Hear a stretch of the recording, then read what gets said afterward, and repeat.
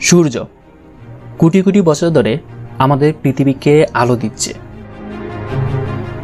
সূর্যের আলোর কারণে পৃথিবী আজ আলোকিত। তা না হলে অন্ধকারে ডুবে থাকতো আমাদের এই পৃথিবী।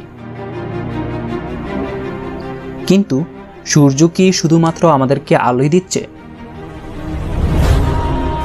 না, শুধুমাত্র আলো নয়, এই আলোর সঙ্গে আমাদেরকে দিচ্ছে প্রচুর পরিমাণ শক্তি।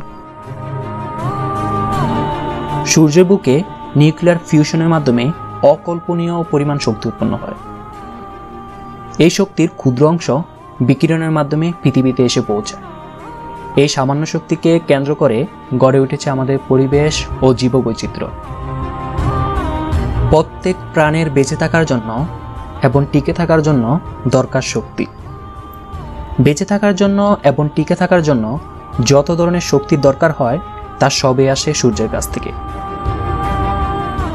অর্থাৎ আমাদের এই পৃথিবীর শক্তির মূল উৎস হল সূর্য। সূর্যের শক্তিকে ব্যবহার করে পৃথিবীর সব জীব অস্তিত্ব বানাচ্ছে। কিন্তু কিভাবে আমরা সূর্যের শক্তিকে ব্যবহার করে বেঁচে আছি? সকলেই জানি, উদ্ভিদ নিজের খাদ্য নিজে তৈরি করে। উদ্ভিদের খাদ্য তৈরি করার জন্য কার্বন ডাইঅক্সাইড, পানি ও সূর্যের আলোর প্রয়োজন। সূর্যের আলোর সঙ্গে বায়ুমণ্ডলে কার্বন ডাইঅক্সাইড এবং শিকড়ের মাধ্যমে মাটি থেকে শোষণ করা পানির সাথে বিক্রিয়ায় তৈরি হয় উদ্ভিদের খাদ্য। খাদ্য তৈরি করার এই কাজটি করে উদ্ভিদের পাতা। পাতার মধ্যে ঘটে যাওয়া প্রক্রিয়াগুলো হাজার হাজার সোলার প্যানেলের সমন্বয়ে তৈরি বিশাল এক ফ্যাক্টরির মতো।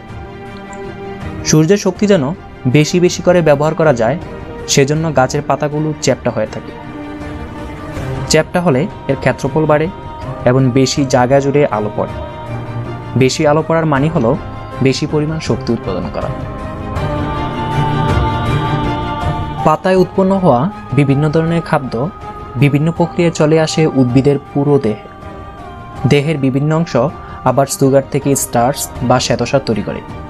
এগুলোকে খাদ্য হিসেবে খেয়ে বেঁচে থাকে তৃণভোজী প্রাণী। তৃণভোজী কোনো প্রাণী যেমন হরিণ বা খরগোশ যখন কোনো উদ্ভিদকে খায় তখন উদ্ভিদের শক্তিগুলো তাদের দেহে চলে যায়। শক্তিগুলো কাজে লাগে খাদ্য সংগ্রহ করা, সঙ্গীর সঙ্গে মিলন করা, বিপদে দৌড় দেওয়া, অন্যের সঙ্গে যুদ্ধ করা ইত্যাদিতে। উদ্ভিদ থেকে সংগ্রহ করলেও এই শক্তির আদি বা মূল উৎস হল সূর্য। মাংসভোজী প্রাণীরা আবার তৃণভোজী প্রাণীদের খায়। ফলে এখানেও তৃণভোজী প্রাণীর শক্তি স্থানান্তরিত হয়ে চলে আসে মাংসভোজী প্রাণীতে। এই শক্তিকেও মাংসভোজী প্রাণীরা বিবাদ, দৌড়, মিলন, গাছে চড়া ইত্যাদি কাজে লাগায়। যদিও কয়েকটা ধাপ পার হয়ে আসছে, কিন্তু এখানেও শক্তির মূল উৎস বা আদি উৎস সূর্য। যেসব ক্ষুদ্র প্রাণী মাংসভোজী প্রাণীর দেহে বসবাস করে বেঁচে থাকে তাদের শক্তির মূল উৎস মূলত সূর্য। কোনো জীব যখন মারা যায় তখন সেটি মাটিতে বিয়োজিত হয়। কখনো কখনো আবর্জনাভুক প্রাণীরা এদের দেহাবশেষ খেয়ে ফেলে। ব্যাকটেরিয়া বা ছত্রাকও মৃতদেহ খেয়ে শেষ করে ফেলতে পারে। এখানেও সেই আগের কথা, শক্তির মূল উৎস হচ্ছে সূর্য। জ্বালানির জন্য আমরা কাঠ, কয়লা বা তেল ব্যবহার করি। এদের সবগুলোর পিছনেও যোগানদাতা হিসেবে আছে সূর্য। গাছ তো সরাসরি সূর্যের শক্তিকে ব্যবহার করেই বেড়ে ওঠে।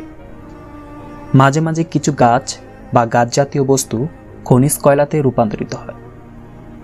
এগুলোও জ্বালানি হিসেবে দারুণ।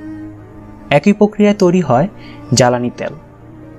এই তেল ব্যবহার করে আজকাল গাড়ি ঘোড়া ও নানা মোটর চলে।